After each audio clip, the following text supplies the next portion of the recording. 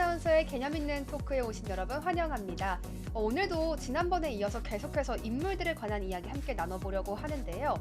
이 인물들이 정말 큰 글로벌 기업들을 운영하는 수장들이기 때문에 이들이 어떤 가치관을 가지고 또 경영을 해나가는지 우리가 하나씩 포인트 짚어보겠습니다. 또 그를 통해서 이 기업들이 앞으로 어떻게 성장해갈지, 경영을 펼쳐갈지도 힌트를 얻어가는 시간 되시길 바라겠습니다. 오늘도 끝까지 함께해 주세요. 오늘 본부장님과 함께 인사 나눠보겠습니다. 여러분 안녕하십니까? 안녕하십니까. 반갑습니다.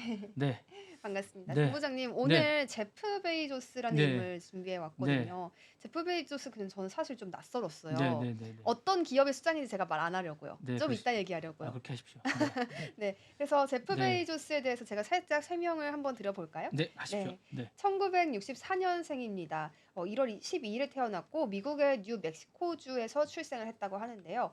정말 똑똑한 사람이에요. 고등학교를 수석으로 졸업했을 뿐만 아니라 곧바로 또 프린스턴 대학교의 물리학과에 입학하기도 했다고 네네네. 해요. 근데 꼭 이런 수장들이 약간 괴짜의 기질도 좀 있잖아요. 네네네. 졸업했을까요, 못했을까요? 보통 졸업 안 하잖아요. 참. 그러니까요. 이 물리학과에 들어가서 물리는 내 적성이 아니구나를 딱 알고 빠르게 전과를 했다고 하네요. 컴퓨터 과학으로 전공을 바꾸고 그다음에 졸업을 했다는 이야기까지 짚어드립니다. 이 제프 베이조스의 얼굴 화면으로 보실 수가 있는데 굉장히 낯설게 생각하시는 분도 분명 저처럼 있을 것 같아요. 어느 기업의 수장일지 여러분 머릿속에 한번 생각을 떠올려 보시고요. 어느 기업의 수장이냐면요. 바로 아마존의 수장입니다. 알고 계시는 분들도 많았을 것 같은데 이 제프 베이조스는 사실 대학을 졸업하자마자 굉장히 유명한 기업들의 오퍼를 받게 돼요. 인텔 연구소라든가 앤더슨 컨설팅의 오퍼를 받는데 이런 오퍼들 모두 거절을 하고요. 완전히 무명이었던 벤처기업인 피텔에 입사를 한다고 합니다. 역시 평범한 인물은 또 아닌 것 같아요. 이곳에서 통신 프로토콜 프로그래밍 업무를 수행을 했는데 얼마나 일을 잘했는지 입사 1년 만에 이 부책임자로 승진을 했다고 합니다. 근데 여기서도 좀 책임자니까 계속해서 승진 바라보면서 일할 수도 있는 건데 딱 2년 차가 됐을 때 그만둡니다. 이런 결단력이 어디서 나오는지 참 대단하기도 한데 이 이후에는 또 뱅커스 트러스트의 컴퓨터 관리자로 일을 하는데요. 여기서도 마찬가지로 10개월 만에 회사 내 최연소 부사장까지 승진을 한다고 합니다. 와, 대단한 인물인 것 같은데 또 여기서 멈추질 않아요. 계속 질주를 합니다. 그 이후에는 또 신생 금융사로 옮겨가면서 트레이딩 전략팀을 이끌었고요. 이곳에서도 또 한 번 26세에 최연소 부사장을 답니다. 이렇게 해서 또 몇 해 후에는 수석 부사장까지 달고요. 이곳에서 당시 직원이었던 맥켄지 스콧 아내를 만나 결혼을 하게 된다는 스토리까지 이어졌습니다. 정말 평범한 인물이 아니네요. 네, 어떻게 맞습니다. 이렇게 짧은 시간 내에 부사장 타이틀도 달고 이직도 빠르게 해내고 또 거기서도 일을 잘해내고 어떻게 이렇게 할 수 있을까요? 머리가 좋은 거죠. 그렇죠. 정답입니다. 네. 머리가 너무 좋으니까 가능했던 일 같아요. 네. 정말로. 네. 이렇게 해서 좀 제프 베이조스에 대한 일대기 살짝 살펴봤고요. 네. 이 아마존을 창립한 사람이라는 점이 사실 가장 중요하잖아요. 이 아마존에 대한 초기 모델을 제가 한번 가지고 와봤어요. 이 그림이 바로 제프 베이조스가 아마존닷컴에 대한 창업을 처음 준비할 당시에 냅킨에다가 그려놓은 다이어그램입니다.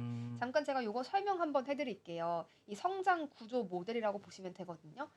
적은 비용의 구조를 만들고요. 그 다음에 비용 자체가 적은 구조이니만큼 저가의 비용으로 또 소비자들이 구매를 경험할 수 있게끔 이런 경험을 제공합니다. 그러면 소비자들이 당연히 많이 접속할 수밖에 없겠죠. 저가 모델을 토대로 해서 트래픽을 발생시키고 또 이렇게 많은 접속량을 토대로 해서 판매자들을 모으겠다라는 그런 이야기였습니다. 판매자들을 모으면 또 고객들은 어떻겠어요? 더 많은 선택지가 생기겠죠. 그러면서 고객들이 또 더 접속하는 이러한 자연스러운 모델을 이렇게 구안을 해놨습니다.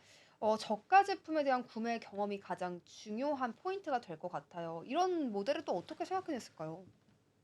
어린 나이였을 텐데. 모르겠어요. 그러니까요. 그래서 이 아마존을 설립할 당시에 이 제프 베이조스는 아무래도 자체적으로 돌아가는 어떤 이런 시스템을 만들자. 단순히 내가 제품을 공급하고 판매하고 이런 걸 넘어서서 하나의 플랫폼으로서의 역할을 새롭게 해내자라는 걸 아마 구상했던 것 같습니다. 이 아마존닷컴이 처음에는 서점으로 시작했던 거 혹시 알고 네, 계시나요? 그건 알고 있습니다. 네, 알고 계시죠. 네, 네. 이 서점으로 시작을 했던 당시에 초기 사이트 화면을 제가 가지고 와봤어요. 확인해 보실 수가 있는데 네. 아마존 닷컴, 북스 이런 이름으로 이제 운영되어 있던 사이트 화면입니다. 네. 되게 옛날 느낌? 세련된 느낌은 아닌데 약간 Y2K 같은 느낌도 나요. 요새 이런 화면 유행하잖아요. 그쵸? 네네네. 그래서 아마존닷컴에 대한 사이트는 이렇게 시작이 됐고 1997년 5월에 주당 18달러에 상장이 됐다고 합니다. 네. 이때 샀으면은 정말 좋았겠네요. 잘 안 됐어요, 저거. 아, 그래요? 네네. 사실 그 사이에 굉장히 우여곡절도 많았기는 했습니다. 그래도 처음 상장된 이후에 주당 2,000달러까지 완전히 폭등을 하는 경험도 한번 할 수가 있었다고 해요. 온라인 카탈로그만 정말 존재하는 그런 순수 전자상거래 업으로 시작을 했다는 점을 포인트로 가져가시면 되겠습니다. 이렇게 아마존에 대해서 하나 이야기 이렇게 가져가고 있는데, 본부장님 혹시 덧붙여 주실 이야기 있을까요? 아마존닷컴이요? 네. 이 초기 모델에 그 대해서. 저게 이제 지금 보면 그 알라딘하고 비슷한 거예요. 아, 알라딘하고 비슷하다고 보시면 되고 이제 그 온라인으로 이제 책을 파는 약간 그런 개념으로 보시면 되는 거거든요. 어, 온라인으로 책을 파는 개념으로 시작한 거예요. 그러니까 이제 네. 아마존닷컴이 기본적으로 이제 온라인 그러니까 서점을 온라인으로 옮겨 놓는 약간 이런 아, 그러니까 저건 이제 생기고 나서 비슷한 모델들이 많이 생기기 시작했어요. 이제 그러면서 이제 아마존닷컴을 이제 만들기 시작했는데 저기서 이제 확장을 잘 한 거죠. 근데 사실은 음, 초반에는 약간 신선했는데 빨리 전환하고 이제 그러면서 이제 지금 보시면 아마존닷컴이 책을 전자책을 만들기 시작한 그쪽으로 옮겨가기 시작한 거예요. 네. 전자책 분야도 이제 하기 시작했는데 저는 아마존닷컴이 전자상거래도 많이 했지만 책을 만들기 시작한 게 되게 좋은 것 같아요. 음, 전자책을 읽어보셨는지 모르겠는데 네. 아마존닷컴이 그게 좋아요. 그 이북 책을 네. 만드는 게 되게 좋아요. 혹시 보셨어요? 아, 아니요. 네. 아마존닷컴이 이북 책이 되게 좋아요. 그래서 어, 이제 그 이북이 아마존닷컴이 이링크라고 해서 전자책을 진짜 활자책처럼 읽는 책이 되게 좋아요. 완전히 기술력에서 우세한 그런 건가요? 그런 거보다는 이제 네. 우리가 책을 보면 우리가 이제 우리가 태블릿처럼 보면 눈이 아프거든요. 맞아요. 그러니까 책을 진짜 책처럼 읽게끔 이제 이링크라고 해서 네. 잉크처럼 읽는 책이 있어요. 전자책을 아, 약간 그런 이북 리더기 이북 시스템으로. 리더기를 네. 처음으로 도입한 게 이제 아마존에서 하는 게 있어요. 그러니까 아, 그거를 이제 먼저 그 오아시스라고 해가지고 이제 네. 아마존에서 나오는 게 있어요. 근데 그거를 음? 먼저 도입해가지고 이제 시리즈로 나오는 게 있어요. 그거를 이제 하고 그다음에 그 전용으로 이제 걔네가 만드는 책 시리즈가 있어요. 아마존에서 네. 만드는 그 부분을 싸게 파는 쪽이 있어요. 그쪽에 아, 아마존에서 파는 그 전용으로 이제 그것들을 팔고 있어요. 그렇게 해서 음, 전자책 쪽을 빠르게 이제 그 판매, 그러니까 이 사업부가 여러 개가 있는데 프라임 네. 사업 쪽에 그 전자책을 이제 그 책을 판매하면서 전자책 분야 사업을 활발하게 또 개발을 했어요. 열심히 할 수 있었던 이유가 이렇게 서점으로 하면서 시작했기 하면서 때문이었던 이제 그 건가요? 데이터베이스 작업을 했어요. 와. 책을 다 스캔을 했어요. 그러니까 책 전체를 네. 생각보다 이제 어떻게 스캔했냐면 책을 다 뜯어가지고 다 네. 스캔을 했어요. 그거 엄청 오래 걸렸을 것 엄청 같은데요? 오래 걸린 작업을 다 했다는 거예요. 아, 우리가 하는 그런 작업을 보통 사람들은 우리가 이북을 만들 때 그냥 이북 이링크를 해서 그 책을 아예 그 파일을 만드는데 이 책 자체를 전체 다 스캔을 해서 만드는. 그러면 지금의 시스템과는 좀 다른 시절의 네네네네네. 네네. 이야기니까. 그렇게 해서 음, 지금 책도 다시 복원을 할 때는 그 책을 다시 네. 깨끗하게 스캔을 다시 하는 작업도 해요. 아, 그러니까 그렇게 그렇군요. 만드는 작업들도 할 정도로 네. 데이터베이스의 책에 대한 애정이 많은 사람이라 네. 노동력을 해서 다시 복원하는 작업도 다시 하고 그렇게 다시 책을 만들기도 했어요. 그러니까 예, 그렇군요. 그렇게 해서 지금 이북을 만들어서 다시 데이터베이스를 만들 정도로 잘 만들고 있어요. 그러니까 저는 그래서 이북 쪽에 어떤 데이터베이스를 세우는데 네. 베이조스가 큰 역할을 했다고 생각을 합니다. 그렇군요. 이 베이존스가 자기의 그런 사업을 위한 일만이 아니라 다 스캔하는 과정에서 어떤 문서들이나 책들을 좀 보관하는 의미에서도 네네네네네. 굉장히 좀 그리고 좋은 그 일을 했을 것 전자책 같아요. 분야에서 획기적으로 세웠다고 할까요? 어쨌든 네. 그런 역할을 되게 많이 했다고 보시면 됩니다. 그러니까 어, 생각보다는 쇼핑 쪽으로만 생각을 하시는데 네. 이북 관련된 것 쪽 한쪽 분야에서도 아주 큰 역할을 했습니다. 계속해서 이 인터넷 서점으로 시작한 네, 아마존 이야기 조금 더 이어가 네네네. 보겠습니다. 처음에 인터넷 서점으로 창업 아이템을 딱 내면서 친척이랑 친구들한테 200만 달러의 투자금을 받았다고 해요. 좀 조촐한 규모라고 생각해도 될 것 네네. 같은데, 이 1995년 7월에 자신의 집 창고에서 또 시작을 했다고 합니다. 정말 대단한 창업가들은 자신의 집 창고에서 시작하는 경우가 참 많은 것 같아요. 이런 부분 네. 좀 재밌는데, 근데 이제 그거는 네. 이제 그 미국의 집 구조를 보시면 될 것 아, 같은데, 예, 그렇군요. 미국이 네. 집이 이제 단독 주택이 있는데 미국에 이제 집을 사시면 네. 어 왜냐면 이제 집이 따로 사무실을 내기가 좀 애매해요. 집이 이제 단독 아, 주택이 있고 이제 멀리 있어서 창고라기보다는 네. 공간이 거기밖에 없어요. 뭔가 하기 아, 할 수 그렇군요. 있는 공간. 그러니까, 어. 그러니까 왜 창고를 쓰느냐가 이제 궁금하실 텐데 뭔가를 하는 할 수 있는 공간이 거기밖에 없어요. 아, 약간 뭐 다락방 아니 그게 아니고 이제 그게 느낌인가요? 네. 뭐냐면 뭔가를 이제 뭘 만들거나 뭔가를 작업을 할 수 있는 공간이 네. 어 그 차를 하거나 뭘 할 수 있는 공간이 거기밖에 없어요. 어. 창고라기보다는 거기 주차 공간이거나 그 공간밖에 없어요. 음. 그러니까 방 말고는 그 공간밖에 뭘 할 수 있는 공간이 없는 거예요. 창고냐고 그러니까 창업할 수 있는 네. 공간이 창고밖에 없냐고 그럴 텐데 이게 네. 단독 주택에 뭔가를 할 수 있는 공간이 그 공간밖에 없는 거예요. 아, 저는 그러니까 네. 예, 그러니까 뭐 위워크나 이런 데 가지 않는 이상 거기밖에 음. 없어요. 예. 그렇군요. 뭐 공유 오피스를 가는 게 네네. 가지 않는 이상 아니라면 뭐 학교를 네. 가지 않는 이상 뭔가 두 명이 모여서 할 수 있는 공간이 거기밖에 없어요. 주차장 어. 아니면 거기밖에 없어요. 아, 주차 좀 공간 아니면 넓은 공간이 예예. 그 공간밖에 거기밖에는 없는 거예요. 어, 부모님 그런 방을 빌리지 않는 이상 그 공간밖에 없어요. 그런 예. 또 집 구조상 배경이 거기밖에 없어요. 네. 집을 한 채 빌리지 않는 이상. 예. 그러면 이렇게 시작을 창고에서 해서 네. 나중에 뭐 집을 한 채 모든 사람이 빌릴 다 거기서 수도 해요. 아, 그래서 그런가요? 네네. 그래서 창고에서 이렇게 시작을 많이들 하는 거군요. 네네. 이런 배경까지 좀 재밌는데 아마존닷컴은 정말 창업 일주일 만에 좀 성공을 거뒀다고 합니다. 미국 전역에다가 그리고 전 세계 45개 도시에다가 서적을 판매하기 시작했고 월스트리트지에서 일면에 아마존닷컴에 대해서 대서특필하기도 했다고 해요. 이렇게 젊은 나이에 다수의 성공을 거두고 있는 제프 베이조스의 이야기까지 정말 짚어드리고 있습니다. 물품 없이요. 온라인 카탈로그만으로 운영을 하는 그런 순수 전자상거래 업체를 당시 운영했던 건데 전자상거래의 시초라고 봐도 무리가 아닐 것 같습니다. 네네. 맞습니다. 네. 네네. 이런 생각을 했다는 게 참 대단한데 또 제프 베이조스가 타고난 사업가다 싶은 부분이 또 있습니다. 바로 그 이후에는 워싱턴 포스트를 인수했다라는 것까지 우리가 확인해 보면 좋을 것 같아요. 워싱턴 포스트가 미국 3대 일간지죠. 네 맞습니다. 네. 예. 이렇게 큰 일간지를 인수를 2억 5천만 달러에 했다고 합니다. 꽤나 큰 돈이기도 한데 3대 일간지인 것 치고는 조금 싸게 한 것 같아요. 네네네. 그 이유가 바로 워싱턴 포스트가 경영난에 허덕이고 있었기 때문이라고 해요. 이런 부분을 딱 캐치하고 내가 인수하겠다라고 도전을 하는 게 정말 사업가의 기질이 있다 이렇게 보이거든요. 네네네. 네. 그래서 인수를 한 이후에 워싱턴 포스트는 제프 베이조스의 지휘 아래에서 운영이 됐고요. 디지털 기업으로 좀 변모를 이때부터 하기 시작했다고 해요. 사실 일간지니만큼 오프라인으로 사람들과 만나는 경우가 더 많았을 텐데 이때부터 좀 더 디지털화가 되기 시작했고요. 엔지니어를 대거 고용하거나 아니면 온라인 컨텐츠를 대대적으로 강화하는 방식으로 또 변모를 시켰다고 합니다. 그래서인지 좀 2년 만에요. 워싱턴 포스트의 웹사이트 방문자가 3배가 증가했다고 하네요. 2배도 어려운데 3배까지. 대단하죠. 네.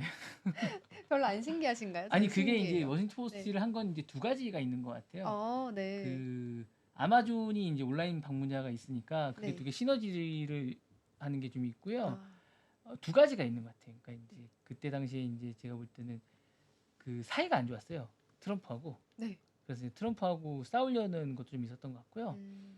그 서로 시너지를 내려고 했던 것 같아요. 아, 아마존의 시너지를 내는 것과 아마존의 이제 그 어떤 유입량을 워싱턴 포스트에 또 보내고 워싱턴 음. 포스트 유입량을 아마존에도 보내 약간 이런 우리가 포털에 이제 쇼핑을 하는 거 좀 있잖아요. 네. 그거 하고 이쪽을 또 보내는 약간 이런 효과를 좀 노렸던 것 같은 것도 좀 있는 것 같아요. 그래서 아, 약간 이런 것도 좀 있었던 것 같고 네. 약간 그런 게 좀 있었던 것 같고 좀 그런 게 있었던 게 아닌가라는 생각이 좀 있어요. 그래서 그런 음. 부분을 좀 있었던 것 같아요. 그래서 네. 그런 느낌이 좀 있었던 것 같아요. 제가 볼 때. 네, 예. 맞아요. 이 워싱턴 포스트에 관해서 좀 재밌는 뉴스 기사가 하나 있어서 가지고 왔습니다. 도널드 트럼프와의 사이가 굉장히 나빴다고 해요. 지금 본부장님께서 말씀해 주셨던 부분이 바로 이 부분이거든요. 트럼프가 그래서 워싱턴 포스트를 비난을 막 하기 시작합니다.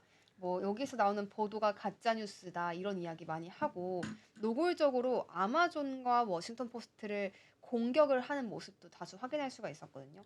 제프 베이조스가 이러한 타격을 좀 받아가는 영향도 있었을 겁니다. 그리고 이제 또 다음으로는 함께 살펴보고 싶은 또 세 번째 사업체가 있습니다. 여기서는 바로 블루 오리진이라는 기업을 우리가 살펴볼 수가 있습니다.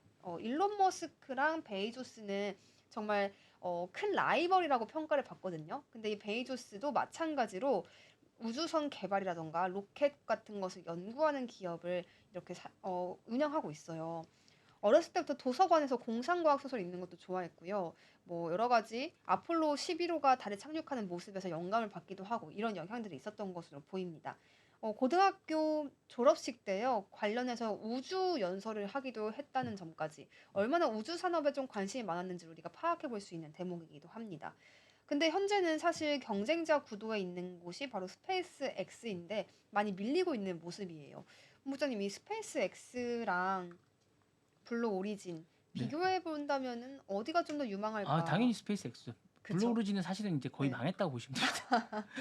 왜냐면 네. 그 블루 오리진은 사실은 거의 끝났다고 보시면 돼요. 사업을 이제 그렇군요. 거의 이제 접은 거고 스페이스X는 이제 수익이 나고 있는 구조이기 때문에 네. 끝났다고 보시면 됩니다. 아, 예, 거의 끝났다고 보시면 되고 네. 스페이스X는 이제 그 계속 이제 2년 전부터 이제 올해부터인가요? 거의 흑자를 내고 있고 블루 네. 오리진은 사업을 올 초부터 접었습니다. 거의. 아, 예, 접은 상태고 거의 안 되고 있습니다. 그래서 음, 사실은 베이조스는 거의 이제 안 하고 있는 상태고요. 어, 성공을 시키고 있는 상태입니다. 예, 그런 음, 부분이라 사실은 이제 베이조스는 접었고요. 사실은 이제 이분 말고 이제 그 버진 그룹도 이걸 하고 있거든요. 네. 세 분이서 이제 했는데 네. 유일하게 살아남은 게 스페이스X입니다. 우주 산업이 그만큼 돈이 많이 진입하기도 듭니다. 어렵고 예. 성공하기도 그러니까 어렵고. 사실 네. 3대 괴짜들이거든요. 그러니까 제가 한번 이걸 하긴 했었는데 이제 네. 세 분이 하셨는데 어쨌든 세 분의 이제 탐험가 대기업 이제 정말 돈이 많은 세 분이 하셨는데 네. 리차드슨이나 세 분이 하셨는데 베이조스도 실패했고 뭐 음, 리차드슨 실패했고 이제 유일하게 이제 네. 스페이스X만 성공을 한 건데 이 부분에 성공을 해서 네. 스페이스만 흑자를 내고 있습니다. 이게 사실은 조 단위의 돈이 들어가기 때문에 쉽지는 않습니다. 예. 그쵸. 이게 한번 기간도 오래 걸리고 투자에 대한 기간도 네네네. 기술도 만들어야 되고 참 쉬운 일이 아닌데 이거는 자신의 꿈이 있는 억만장자들만 할 수 있는 영역인 것 같기도 해요. 그래서 2024년에 달 착륙을 하는 것이 목표였다 뭐 이런 이야기까지 있었는데요. 이 아마존의 제프 베이조스 CEO 자리에서 물러난다는 이야기까지 제가 함께 살펴보고 싶습니다. 이 CEO에서 왜 물러나는지가 되게 재밌어요. 바로 이 블루 오리진에 대해서 자신이 좀 더 투자를 하겠다. 거기서 집중을 하겠다라고 하면서 아마존의 CEO 자리에서 물러난다고 했거든요. 이 2021년 2월에 물러나겠다고 이야기를 했고 또 그러면서 후임은 그 최측근인 다른 CEO 앤디 제시가 맡기로 결정이 되었다는 점까지 함께 드리겠습니다. 이 CEO 자리를 물러나면서요. 재밌던 점은 실리콘밸리의 CEO 전통이 있나 봐요. 이메일로 그냥 간단하게 저 사퇴합니다. 이렇게 보냈다고 해요. 네, 이런 점들까지 같이 짚어보니까 재미있습니다. 베이조스도 우주 여행 성공했다라는 기사도 있어요. 사실 이게 이미 2021년의 기사이니까 좀 꽤 된 뉴스인데요. 맞습니다. 네. 네, 10분 정도 우주 여행을 성공을 했고 뭐 정말 좋아했다라는 이야기 나오는데 여기까지가 조금 한계였나 싶기도 하네요. 이미 네. 사업을 좀 접었다고 하니까. 맞습니다. 네. 네. 우주 비행이 어쨌든 성공을 하기는 했고요. 우주 여행에 동생도 같이 갔고 뭐 총 3인이 동행을 했다고 하네요. 또 지구로 귀환을 하면서 모든 아마존 직원들과 고객들에게 감사한다. 여러분들이 이 모든 것을 지불했다. 이렇게 이야기를 해서 또 논란이 일었다고도 합니다. 맞습니다. 네. 네. 이 돈을 우주 여행을 하라고 우리가 내준 것은 또 아닐 수 있기 때문에 반박이 있었을 것 같습니다. 아까 전에 이제 트럼프와 제프 베이조스 간에 좀 갈등이 있었다라는 점도 저희가 전해드렸었잖아요. 근데 지금은 조금 상황이 달라졌습니다. 이번 트럼프 정부에 대해서 굉장히 낙관적으로 생각한다라는 이야기도 제프 베이조스가 내놓은 바가 있어요. 그 이유가 무엇인가 했더니요. 그동안 너무나도 많은 규제가 있었다. 사업을 운영하기 힘든 부분이 있었는데 이제 트럼프 정부에서는 이런 규제 완화가 이루어질 수 있을 것으로 보이기 때문에 이 점을 굉장히 희망적으로 생각한다라고 기대감을 좀 표시했다고 합니다. 여기에서 또 자신이 도움될 수 있는 부분이 있다면 기꺼이 돕겠다라고도 했는데 와, 이렇게 지지를 강렬히 표현한 이후에 트럼프 정부가 들어서는 것이 확정이 됐잖아요. 네. 대박인 건 여기 있습니다. 재산 70조 늘어나. 그러니까 트럼프 승리에 일론 머스크도 재산이 많이 늘어났다는 거 모두 알고 계시겠지만 제프 베이존스 역시도 크게 재산이 늘었다고 합니다. 어느 정도 늘었나 보면 우리 돈으로 얼마 정도 늘었을 것 같으세요? 베이조스요? 네. 트럼프만큼은 안 늘었을 것 같은데요. 그래요? 많이 차이가 많이 났다고 제가 들었거든요. 늘어나긴 했는데. 그 재산이 10조 원 정도 더 늘어났대요. 네. 차이가 계속 늘어나고 10조 있다고. 원. 네. 그 제프 베이조스의 재산이 네. 하나로 2위잖아요. 328조 6,800억. 네. 2위로 근데 알고 있습니다. 그래서 더 늘어난 거예요, 그러면은? 그러니까 그 네. 저기 누구야? 저기 누구죠? 일론 일론 머스크 머스크요? 다음이 네. 베이조스로 알고 있습니다. 진짜 대단합니다. 네. 근데 또 제프 베이조스에 대해서 이렇게 쭉 얘기를 나누고 있는데 사실 사생활에 대한 얘기도 살짝 곁들여 보고 싶어요. 네네네. 네, 제프 베이조스가 이혼을 한 바가 있는데 이 당시에 40조 원의 이혼 합의금이 있었다라는 보도 제가 절반 준 가지고 건 아니네요, 왔습니다. 그러면? 이때 당시에요. 근데 무조건 이혼을 하면 50대 50으로 재산을 나누는 법이 있었대요. 워싱턴주에. 예. 근데 그게 이제 그 결혼 이후에 번 돈을 절반 나누는 거 아닌가요? 그렇죠, 그렇죠. 네. 그런 또 기준이 있었을 거예요. 그쵸? 네네네네. 이혼 관련해서. 그래서 이때 당시에 40조 원의 합의금을 받은 이후에 네. 맥킨지 이 아내분은 세계 4위의 여성 부자가 됐다고 합니다. 네. 부럽네요. 한순간에 네. 세계 4위가 돼버리는 결혼을 잘해야겠네. 여러 가지 재밌는 이슈들이 이렇게 계속 있는데 맥킨지한테 하나로 43조 원 정도를 지급했다고 하고 맥킨지는 이 합의금의 일부를 또 기부를 했다고는 합니다. 예. 기부. 돌연 결혼 생활 25년 차에 왜 이혼하신 겁니까? 이혼한다는 이혼 원인은요, 이 베이조스의 불륜에 있었다고 합니다. 그런가요? 네. 그 원인도 밝혀졌습니까? 네, 그렇습니다. 예. 관련해서 좀 논란이 당시에는 있었긴 하는데 네. 뭐 지금에서야 이미 지난 일이니까요. 네네. 2019년 당시의 이야기입니다. 네. 네, 이렇게 해서 좀 아마존닷컴의 창립자였던 베이조스의 이야기 계속 나눠가고 있는데요. 아마존닷컴에 대한 비판의 목소리도 우리가 살펴보기는 해야겠습니다. 사실 독점에 대한 얘기 계속 나오잖아요. 그렇죠? 네네네. 아마존이 어떻게 이 독점을 이어가냐 하면은 자신들한테 입점되어 있는 소규모의 업체들한테요. 어떤 정해진 할인과 리베이트를 채우지 않으면 내쫓겠다라는 식으로 약간의 협박 아닌 협박을 하는 것 같습니다. 근데 아마존의 이 유입량이 워낙 많잖아요. 트래픽 자체가 높기 네네네네. 때문에 이 소매 업체들 입장에서는 너무 절대적인 존재거든요. 아마존이. 그래서 그렇습니다. 네. 아마존의 그냥 이야기를 다 들어줄 수밖에 없는 약간의 독점과 관련한 비판이 계속 나오고 있습니다. 이 부분은 사실 미국에서 반독점법 가지고 좀 엄하게 다루기도 하잖아요. 근데도 이런 독점이 계속된다는 점에서 아마존을 좀 어떻게 바라봐야 할지 좀 고민도 되거든요. 잘 바라봐야죠. 어쩔 수 없는 거 아닌가요? 근데 이제 네. 독점은 계속 미국에서는 또 높게 평가하기 때문에 뭐 네. 그냥 뭐 우리가 어떻게 할 건 아닌 것 같고요. 그 맞습니다. 나라 잘 할 것 같습니다. 네. 그쵸. 이런 여러 시장 가지 자체를 그거 네. 부분은 미국이 우리나라보다 더 뭐 잘하고 있기 때문에. 근데 이제 아마존은 그런 것 같아요. 뭐 싼 물건을 소비자에게 얼만큼 잘 주느냐의 부분인데 사실은 뭐 우리가 신경 쓸 건 아닌 것 같고요. 그 나라에서 신경을 쓸 것 같습니다. 근데 맞아요. 다만 뭐 그런 거는 우리가 신경 쓸 건 아닌 것 같은데. 네네. 네, 맞습니다. 그래서 이렇게 다양한 시각이 또 아마존을 향해서 있다는 점까지 같이 짚어드렸습니다. 이렇게 해서 오늘 아마존 창립자에 대해서 같이 이야기해봤습니다. 앞으로 아마존이 또 어떤 경영 이어나갈지 또 주가의 흐름은 어떻게 될지도 같이 관심 가져주시면 좋겠습니다. 오늘 경제 아나운서의 개념 있는 토크쇼 요쯤에서 마쳐보려고 하는데요. 오늘도 함께 해주셔서 정말 감사드립니다. 네, 감사합니다.